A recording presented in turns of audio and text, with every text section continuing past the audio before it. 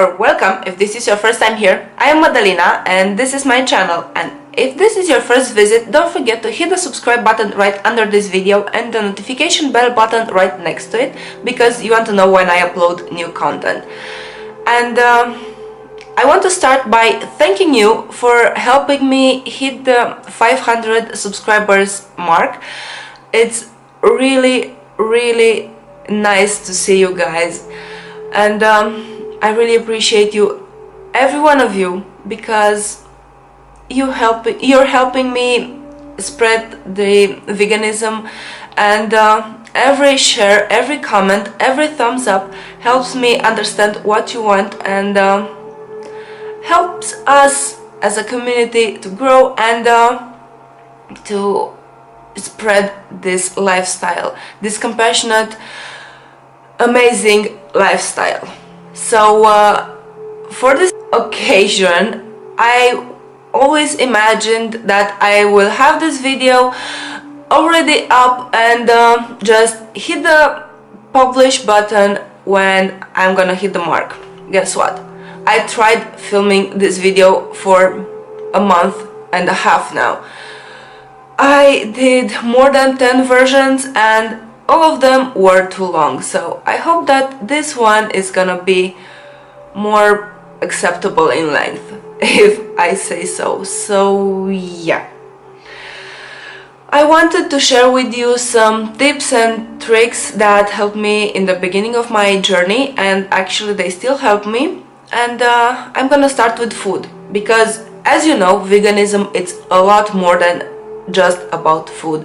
It's about our compassion for the animals and our care for the environment and all of this, and about our health also, because if you're not healthy you cannot do the stuff that you want. So I care about my health also because of my background, but because I want to do some stuff for the planet and for the animals, and for that I need to be up and running. So yeah, that's why I prefer to have diet based on whole foods. But seriously, you know that I love to indulge because I love baking and I love desserts and I love stuff like this, but I like to make them at home because it's so much easier. So yeah, as I said, veganism is so much more than food and grocery shopping. But I'm gonna start with this video because a lot of people see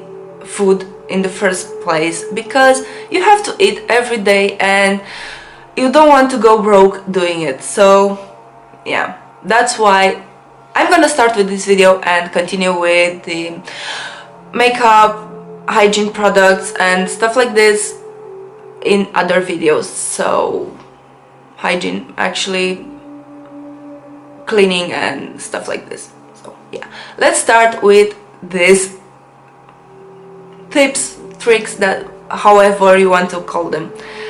So you know that a lot of people say that going vegan is so expensive and it's hard and it's not achievable, it's not sustainable. Yeah, right, it is achievable, it is sustainable, and it's not that expensive, and you can save a lot of money while grocery shopping. I'm actually buying a lot of stuff like nuts, seeds and a lot of crazy stuff, you know, my unboxing videos and stuff like this, and I'm actually spending a lot less than before when I was an omnivore and I was eating meat and cheese and stuff like that. So yeah, you're gonna see me looking down because I have some notes here, and also I have vanilla matcha latte for drinking because I'm gonna talk and I need to drink something. And you have the recipe for a matcha latte with peppermint on this channel too. I think that this is the first video of the new year, and instead of peppermint I just added vanilla this time. So yeah. Let's start with the one of the most important stuff that people believe about veganism, that when you go vegan you have to buy only organic foods. Seriously? No, you don't. You don't have to buy only organic foods.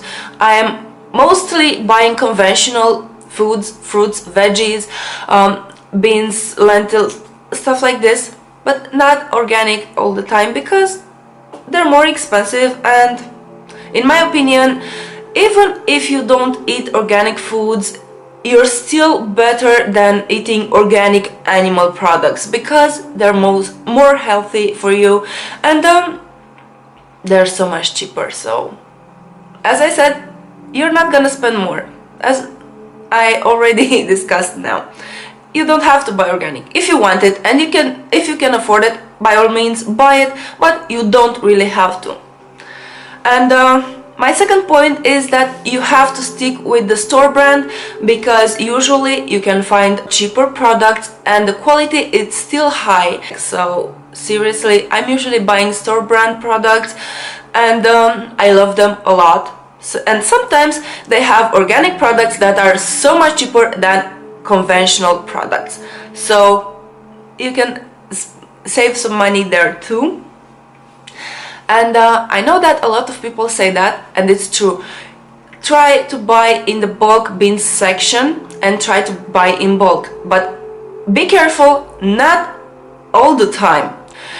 Sometimes the prepackaged products are cheaper than the ones that are in the bulk beans section. Just compare the prices and see where your store is. So yeah, sorry for being tongue-tied a little bit. This takes me to the next point. You don't have to compare your prices only in one store. I usually buy in more than one store because you're not gonna find the smallest price only in one store all the time. You can find, for example, brown rice that's cheaper in one store, and you can find exotic fruits that are cheaper in another store. So compare the prices and shop in more than one store, because it's cheaper and you save money, and it's fun to do this grocery shopping. So it's actually the only kind of shopping that I love. Usually I hate shopping, but not grocery shopping. So yeah, this is one small detail about me. And the next point is that you should stick to the produce section, pantry items and canned stuff. You don't really need to buy all those prepackaged snacks and all those ready meals. Sometimes you have to buy them because your time is limited and you have to put everything in balance. Do you need a ready meal and stick with being vegan, or buy convenience foods in a restaurant or in an area where you cannot find some vegan foods? Sometimes it's worth it, but most of the times I'm sticking to the produce, pantry and canned items for my salsa, for my tomato paste and for stuff like this. That's why I'm shopping in the canned products aisle. And by all means, if you can afford it and if you want those snacks and prepackaged stuff, buy them, but it's so much cheaper to make them at home and healthier too. So yeah.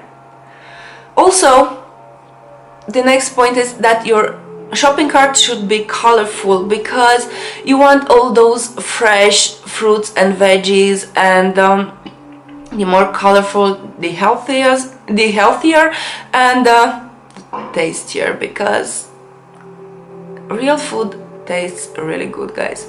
Really, you have to try it if you didn't. And if you want to keep it cheap with fresh fruits and veggies, you have to buy in season, because that's when they are the most nutritious and you have the lowest prices. But if you're in an area where you have winter and cold weather a lot of the time, like here, the weather is dreadful right now because it's winter and we're gonna have at least a few more weeks of winter, and yeah, winter, autumn, early spring, you don't have anything that's fresh. So in those months I love buying products from the frozen aisles, because those fruits and vegetables are picked at their peak ripeness and frozen shortly afterwards, so they still retain a lot of minerals and vitamins, and actually they can be healthier than the fresh ones that stay a lot of time on the shelves. So buy frozen foods too, and they're still colorful, and they're still healthy and really tasty. And if they're frozen, just pick a few, pick one big bag, just keep it in the freezer and take everything that you need a little bit of at a time, so you can do it like this. And you know that I said that I buy a lot of nuts and seeds and stuff like this, and I still stay in the limits of my budget. How? Because I love shopping online.